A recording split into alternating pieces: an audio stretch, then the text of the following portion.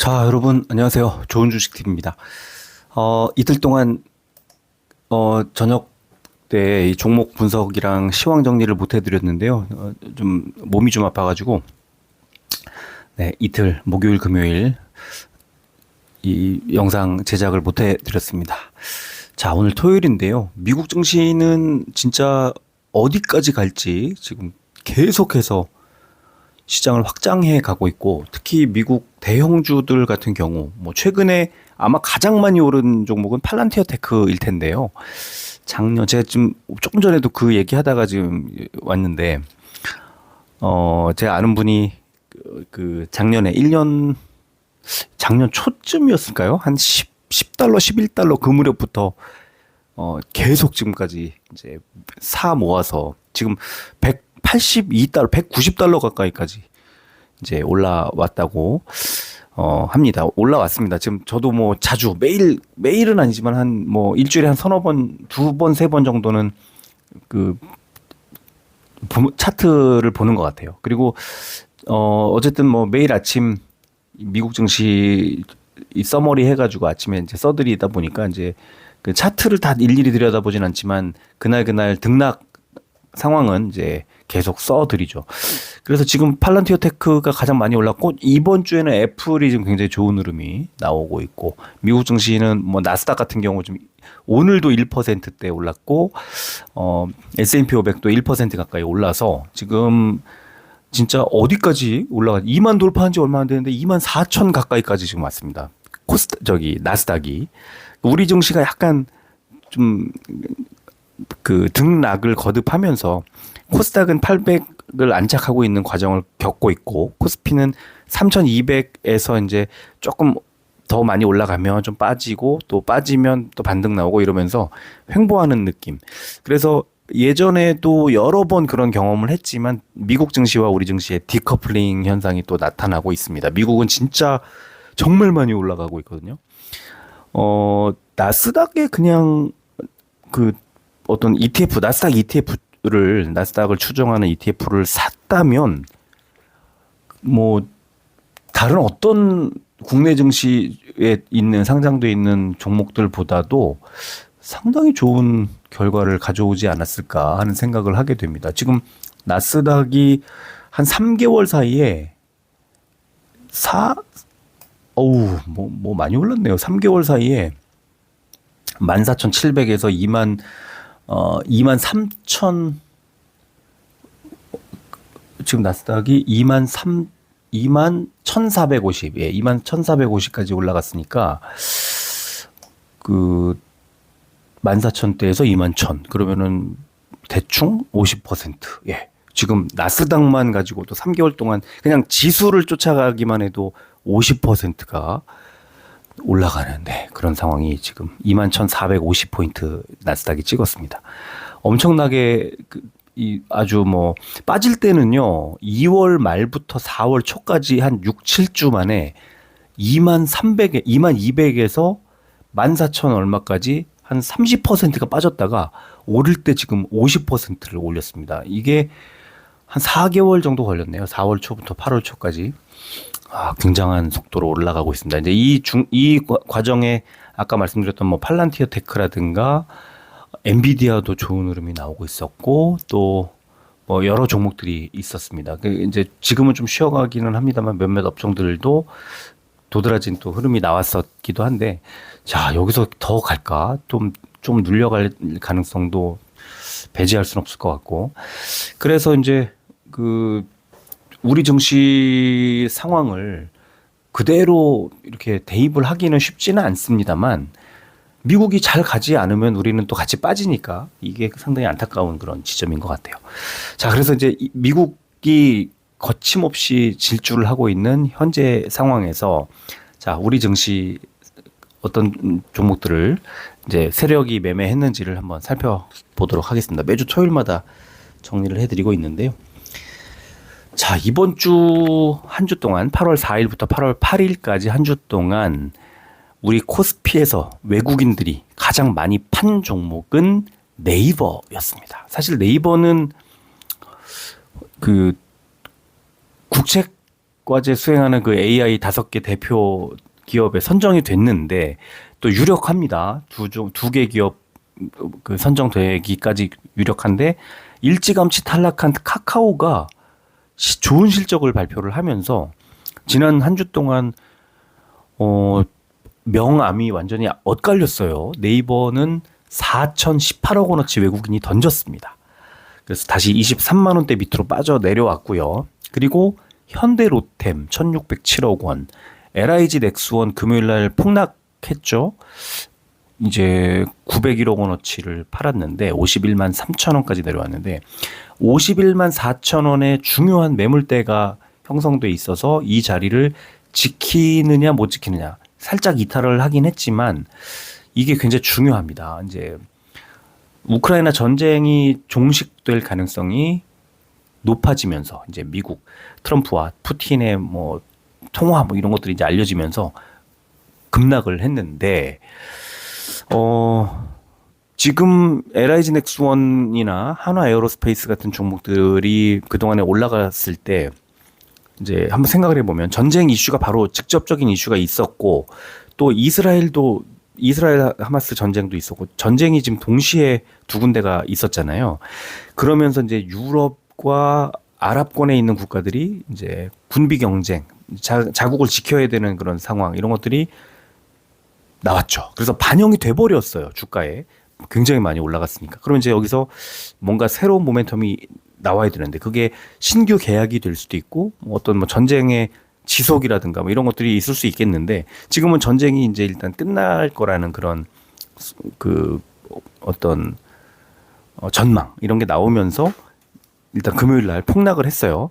그러면 이 LIG 넥스원이 14% 정도 이제 빠졌는데 이 정도 빠졌을 때 그러면 어느 정도 반영한 거지? 이 전쟁 종식에 대한 전망치를 얼마나 반영한 거지? 이걸 봐야 되는데 그게 대략 한 51만 원대 초반, 그러니까 51만 원 정도까지 빠지면 어느 정도 반영한 게 아닐까? 이렇게 좀 생각해 볼 수 있지 않을까? 저는 생각을 그렇게 보고요.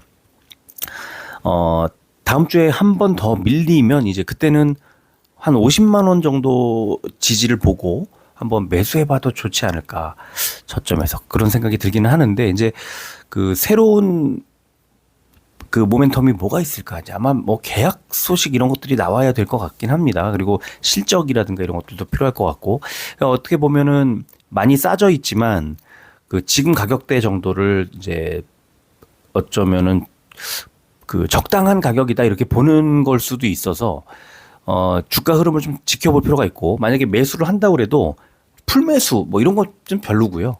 완전히 분할 매수 뭐 한 5에서 10% 정도만 얹어 놓고 추이를 지켜보는 그런 전략 어떨까 싶습니다. 네, 그리고 카카오페이를 많이 팔았네요. 그다음 LG 에너지 솔루션, 한화 에어로스페이스, HD 현대중공업, 산일전기, 카카오뱅크, 현대건설, 삼성바이오로직스, KTNG, 넷마블, 한화시스템. 네, 이렇게 이런 종목들을 외국인들이 팔았습니다. 자, 뭘 샀죠? 두산에너빌리티 3,245억 원 많이 샀고요.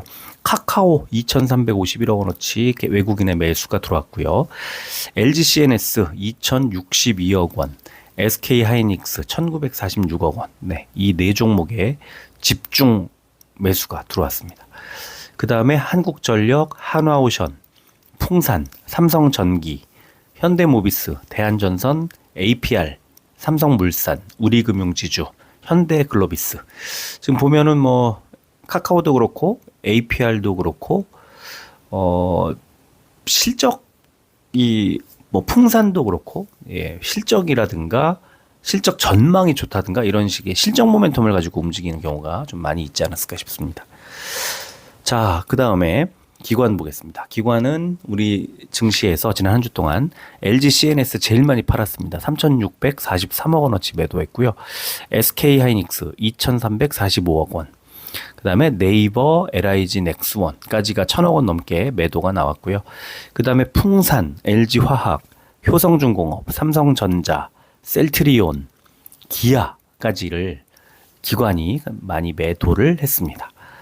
반면에 카카오를 가장 많이 샀어요. 3,455억 원. 그러면 외국인과 기관의 양매수가 쏟아져 들어오니 주가가 올라갈 수밖에 없었겠죠. 64,000원에 저항선이 있습니다. 그래서 금요일 날 이 카카오가 단기적으로 얼마까지 갈까요를 물어보셔서 64,000원을 말씀을 드렸는데 지금 장중에 63,000원대 64,000원을 올라가지 못하고 밀리다가 64,100원에 일단 마무리를 했습니다. 여기에서 추가로 더 올라갈 수 있을지 빠질지 일단 수급이 왕창 들어왔기 때문에 추세를 좀 살릴 가능성은 있어 보입니다. 좀 더 올라가지 않을까 싶고요. 그 다음에 뭐 레버리지 종목들 왕창들 샀고 삼성 SDI, 두산에너빌리티, 한화오션, 한국전력, 하이브, KTNG, LG에너지솔루션, LS일렉트릭, 신한지주, 삼양식품까지를 기관이 많이 매수했습니다. 야, 삼양식품은 150, 네, 이제 다시 또 도전을 하게 생겼고 이대로라면 지금 증권사 리포트들 보면은 뭐 180만 원대 뭐 이렇게 형성돼 있는 것 같아요. 200 향해서 더 얼마나 올라갈 수 있을까? 야, 불닭볶음면 하나가 이렇게 기업을 살릴 수 있구나. 이런 걸 절실히 아주 절절히 느낍니다. 그러니까 예전에 우리 국내에서는 농심 신라면이 아성을 뭐 지키고 있고 오뚜기가 여러 가지 아이디어 상품들 라면을 많이 출시를 했지만 단기로 이제 아주 빅히트를 치지 못하고 뭐 그럴 때 또 팔도는 비빔면이 있지만 국내를 벗어나지 못하고 이럴 때 삼양식품이 불닭볶음면을 냈는데 이게 국내에서 처음에 이슈가 되지 못했던 거 기억해요. 저도 뭐 한 번 먹어봤는데 너무 매운 그 맛이 저는 지금도 그렇지만 안 먹습니다. 별로거든요. 제 입맛에는. 근데 해외에 여행을 가거나 출장을 가거나 했을 때 외국에 뭐 아시아에 있는 분들 많이 있으시겠지만 이제 외국에 그 우리나라 상품도 진열된 코너 가보면은 라면은 신라면이 거의 뭐 많이 있었습니다. 근데 어느 날 불닭볶음면이 전시가 되더니 외국에서 유튜브 같은 영상에서 이제 불닭볶음면 그걸 뭐라 그러죠? 이렇게 먹는 그런 영상을 유행처럼 이게 막 번져나가더니 다시 또 외국 갔을 때 불닭볶음면의 상품 종류가 우리나라에서 판매하는 것보다 더 많은 것 같아요.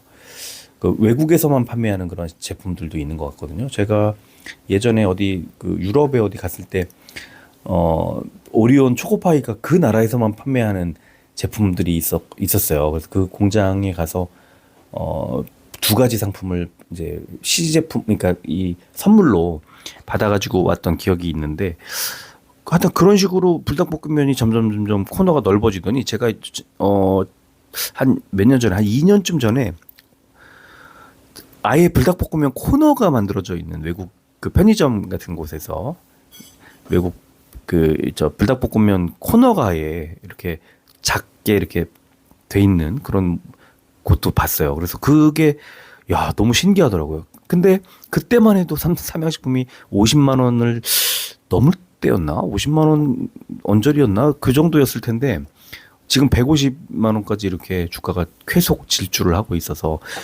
그때 잠깐 볼까요? 삼양식품이 저는 삼양식품이 이렇게 올라갈지 진짜 정말 생각도 못했거든요. 근데 이제 이게 결국은 불닭볶음면이 이렇게 뭐 이렇게 유행을 해서라기보다는 그게 그대로 이렇게 실적으로 연결이 됐기 때문이죠. 야, 2023년 8월에 15만 원 정도였네요. 예. 네. 불닭볶음면 저 해외에서 막 보고 그럴 때가 그때쯤이었던 것 같은데 이게 24년도에 20만 원을 돌파하고 24년도 6월에 70만 원을 넘더니 지금 153만 5천 원 최고가 찍고 이런 상황까지 왔습니다. 야, 대단한 회사라고 생각을 하고 불닭볶음면에 이어서 불닭볶음면을 활용한 그 소스나 맛을 활용해서 다른 라면에 혹시 뭐 조금 더 아이디어를 확장한다면 200 이상 갈 수도 있다고 봅니다. 그만큼 해외 시장을 완전히 뭐 다 잡아먹고 있는 그런 상황이라고 보고요. 자, 연기금 잠깐 이제 보겠습니다. SK 하이닉스 가장 많이 팔았네요. 705억 원어치 팔았고요. 2차전지 ETF 하나를 팔았고 하나금융지주, LIG 넥스원, APR, LG화학, 네이버, 효성중공업, 풍산, 셀트리온, 포스코홀딩스, 삼성물산, KT, 기아까지 많이 매도했습니다. LG화학이 어제 이제 증권사 리포트 나오고 그랬는데요. 뭐 단기적으로 악재가 나왔다고 말할 수 있겠지만 사실 좀 많이 올라서 그래요. 제가 생각할 때는 이제 그 순환매 하나의 일종이라고 볼 수도 있을 것 같습니다. 단기적으로 상당히 그러니까 105만 원까지 2021년에 105만 원까지 갔던 종목인데 이 종목이 5월 말에 5월 말에 이 주가가 얼마까지 빠졌었냐면 18만 원까지 빠졌었어요. 그런데 지금 단 32만 원대까지 7월 말에 찍다 보니까 이제 좀 단기 물량이 좀 나오지 않았을까 이렇게 생각을 합니다. 자, 반면에 카카오를 역시 연기금도 많이 샀고요. 삼성 SDI, LG 에너지 솔루션, 삼성전자, 한화 에어로스페이스, LS 일렉트릭, 라이즈 헬스케어니 타이거 은행이니 하는 이제 ETF들도 많이 매수를 했고, 그리고 KTNG 또 두산 에너빌리티 이런 종목들을 연기금이 많이 매수했습니다. 자, 개인 볼까요? 개인 보면 카카오를 역시 제일 많이 팔았습니다. 5,784억 원어치 팔았고, 두산 에너빌리티, 삼성전자, 한화오션, 한국전력, 삼성 SDI, 하이브, 삼성전기, 포스코퓨처엠, 삼성전자 우선주, HD 한국조선해양. 개인들이 많이 매도하는 종목들은 당연하게도 외국인 기관들이 사는 종목이기 때문에 여기에 있는 종목들은 지난주에 막판 흐름도 좋았지만 빨간색이 많죠. 흐름이 좋았지만 좀 더 이어질 가능성도 높다. 그런 점에서 2차 전지라든가 또 반도체 이런 쪽에 좀 관심을 가지면 좋겠다는 생각이 들고요. 자, 가장 많이 산 종목, 개인들이 많이 산 종목은 네이버였습니다. 5,177억 원어치 매수. LIG 넥스원 역시 저점이라고 생각한 모양인 것 같아요. 1,944억 원. 현대로템, LG CNS, LG화학, 한화에어로스페이스, 카카오뱅크, 산일전기, 한국콜마, 대한조선, 삼성바이오로직스, 아모레퍼시픽까지를 개인들이 많이 매수했습니다. 당연하게도 개인들이 매수한 종목들은 좀 더 주가가 좀 지지부진할 가능성이 높다 이렇게 볼 수 있겠습니다. 자, 코스닥 가서 보겠습니다. 외국인들이 코스닥에서 지난주에 가장 많이 판 종목은 알테오젠이었습니다. 1,123억 원어치 매도. 그리고 ABL바이오, 삼천당제약, 네이처셀, D&D 파마텍, HK 이노엔, SM, 실리콘2, 휴젤, 디어유, 보로노이, 카페24, 리가캔바이오, 파마리서치까지를 외국인이 매도했는데요. 자, 외국인이 매도한 종목들이 금요일에 많이 올랐어요. 근데 세 종목 빼고. 그런데 어쨌든 바이오에 매도가 집중돼 있죠.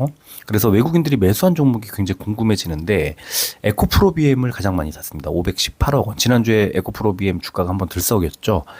그리고는 레인보우 로보틱스, JYP 엔터테인먼트, 심텍, 에코프로, 데브시스터즈, 고영, 로보티즈, 세명전기, 리노공업, 원익홀딩스, 프로티나, 원익 IPS, 큐리옥스 바이오시스템즈. 자, 에코프로비엠을 위시로 해서 에코프로도 그렇고 2차전지 쪽에 이제 좀 관심이 쏠리고 또 심텍 같은 종목 지금 증권사 리포트 실적 나오고 나서 증권사 리포트들이 쏟아져 나왔는데 굉장히 좋은 평가를 받았어요.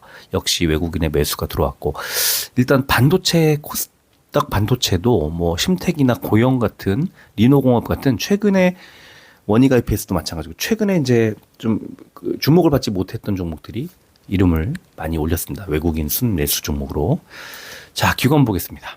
ABL 바이오 제일 많이 팔았습니다. 367억 원어치 팔았고 아난티, 리노공업, IT캠, VT, 뉴앤AI, 동진세미캠, 스피어, 테스, 펌텍코리아, 알테오젠, 메디톡스, 덕산네오룩스까지를 기관이 많이 매도했습니다. 기관은 뭐 바이오도 있고 뭐 여러 개 섞여 있습니다. 지금 반도체도 있고 화장품도 있고 네, 골고루 좀 섞여 있는 느낌이 듭니다. 자, 제일 많이 산 종목은 JYP 엔터테인먼트 473억 원어치 샀고요.